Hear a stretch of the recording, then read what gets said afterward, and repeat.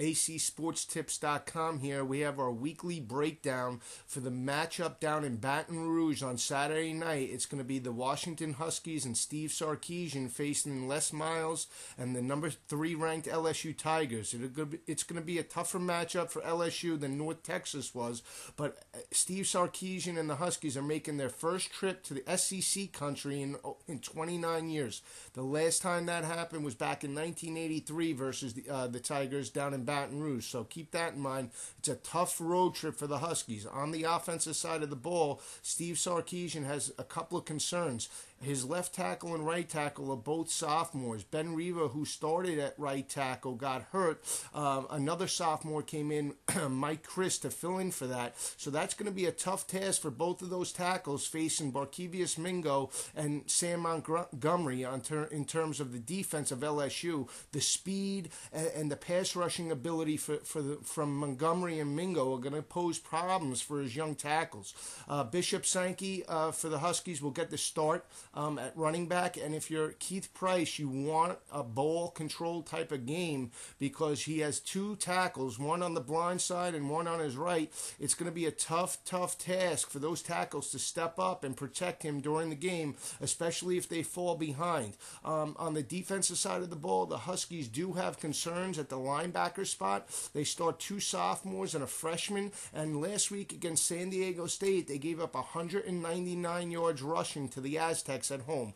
This rushing matchup, the rushing offense of LSU is going to pose major problems for them as the offensive line is massive for the Tigers, and Les Miles loves to run the ball down your throat and wear you down. Over the years, Pac-12 teams have struggled when they've gone to the East Coast and vice versa, and this is going to be a tough road matchup for Steve Sarkisian. In terms of his offensive mindset, you would have to think that he's going to want a ball control type of game. He doesn't want to fall behind and have to worry about, playing catch up with the young offensive line. His wide receivers are raw and young, and he has a very inexperienced offense behind Keith Price. So that's something to keep an eye out as they travel to this game. They're big underdogs, and there's a big reason why. It's because of their weaknesses on offense and their lack of experience. They started 6 true freshmen. Actually, 6 true freshmen saw action against the Aztecs on Saturday night, and he had a mix and match on both sides of the ball to get some game experience for these guys. You come in with LSU, the defense is loaded, and we know about Mingo and Montgomery and their pass rushing ability, and the secondary as well, led by Eric Reed and Simon. Their experience, they're going to put a lot of pressure on this Husky offense, so we have to see how that plays out. We'll have our prediction of this game a little bit later in the week.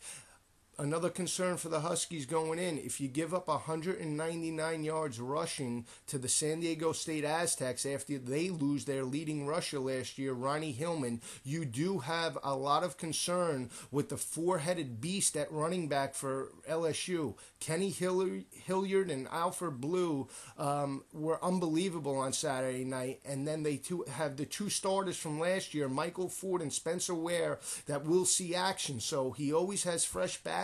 Les Miles, he's going to want to ball control as well and use that big offensive line to wear down the Huskies and take some of the pressure off of Zach Mettenberger, who had a subpar game in his first start in LSU. If you are Mettenberger, you want to spread the ball around to his receivers, Odell Beckham Jr., Jarvis Landry, and Russell Shepard. Look for LSU to use that big offensive line and just pound it down the young Huskies. So that's something we're going to keep an eye out a little bit later in the week. In terms of defensive side for LSU, I think it's very simple. Rush the passer and stuff the holes. Force those young tackles to really work, because Mingo and Montgomery are going to get a pass rushing edge. I mean, they have a ton of experience and speed, and the Huskies haven't seen this type of speed in their conference in a long, long time. So this is something that, when we break down the matchups, the SEC fares very well in all these interconference games. It's because of the speed and the physicality on the defensive side of the ball. The other conferences play a finesse type of game, and it's not matched. None of these conferences to date have been able to match the physicality of the SEC. That's why they've won 6 straight BCS titles. So it's an interesting matchup. Washington traveling to Baton Rouge. It will be a tougher test for LSU in terms of experience, and anytime you have the Pac-12 or any of the big boys coming into town, it's a lot better than North Texas. So it will be a competitive game. We'll have a breakdown and a prediction a little bit later in the week, but this is the news and notes early that we're looking at right here at acsportstips.com. Stay with us. We'll have a prediction probably on Friday, but stay with us all week. We'll have a breakdown, a written breakdown of this game as well. A lot of stuff we're counting on. We're going to also break down the Georgia-Missouri game. Missouri playing its first SEC game after leaving the Big 12 last year, and we're going to have it all for you at acsportstips.com.